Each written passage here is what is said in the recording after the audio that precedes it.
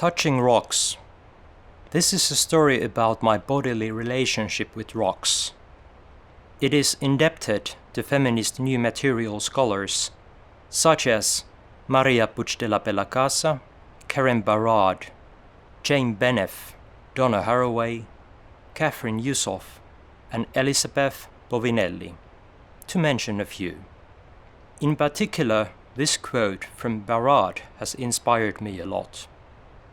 So much happens in a touch, an infinity of others, other beings, other spaces, other times, is aroused.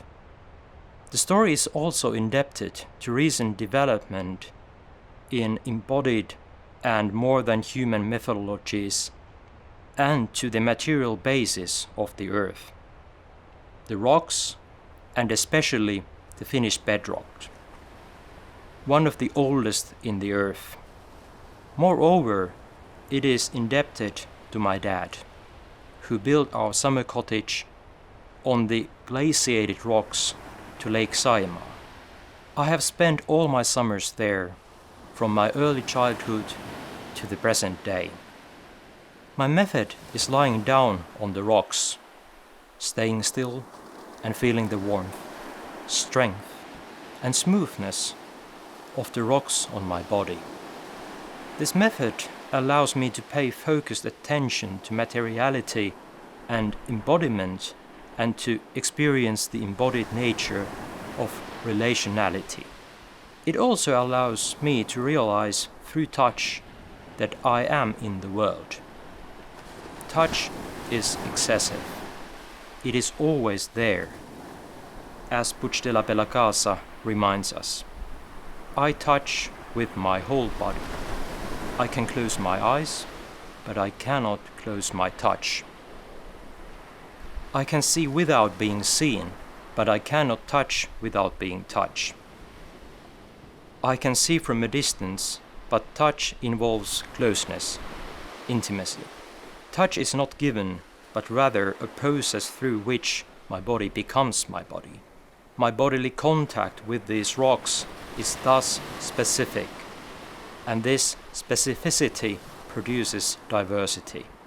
Contact with the rocks is different depending on whether I am lying down, sitting, or walking on the rocks, whether I have my clothes on or not, as well as whether it is sunny, rainy, cold, or windy. Yet there may be similarities in experiences with rocks across different bodies and in different parts of the world. In our collaborative paper, Alison Pullen expresses her relationship with rocks in Australia through poems which closely resonate with mine. The rocks affect our bodies in many similar ways. Touch creates effects, ambivalent effects. Touching heals, connects, and acts as a sign of care and trust. Sometimes touching hurts. There is unwanted touch, abusive touch. Toucher is a metaphor for being wounded. In Italian, the verb for touch, toccare, also means to strike, to hit. And in Finnish, touch, koskea, means also pain and being hurt. Being untouched may also hurt, as all who suffer from loneliness know well. Do not touch is a powerful expression of protection. Indeed, touching exposes our vulnerability. Lying down is a vulnerable position as such. It is a position that allows for pondering and wondering. Wondering, for instance, at the blurring boundaries between my body and the rocks. Feeling my hips touch the hard surface of the rocks invites me to recognize that my body has a rocky basis due to the processes of mineralization that took place inside it through evolution. Mineralization made my bones possible. I wonder, why do we always talk about the flesh rather than bones when research bodies? The method of lying down has helped me to acknowledge the inhuman parts of my body that are labeled as human, and the omnipresence of rocks in my everyday life.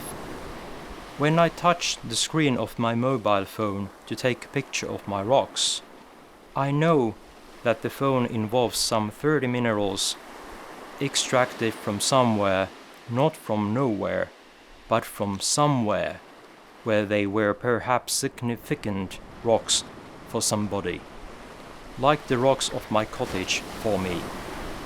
Rocks are vulnerable as well, in their own way. I can see and feel the cracks in my rocks caused by the campfires that have been made on them. What, then, does the fracking industry or mining industry do to the bedrock? Not to mention the idea of storing nuclear waste in them. Our affluent way of life, and indeed life itself, is truly dependent on rocks. Yet rocks have been given the label of non-life, while my body is associated with life. It is, however, the rocks that will live long after I have passed away. How to best express my embodied relationship to these rocks? We have already tried to do so with the help of poetry and stories. Performances would help to highlight the materiality of bodies and rocks. Or how about some kind of music?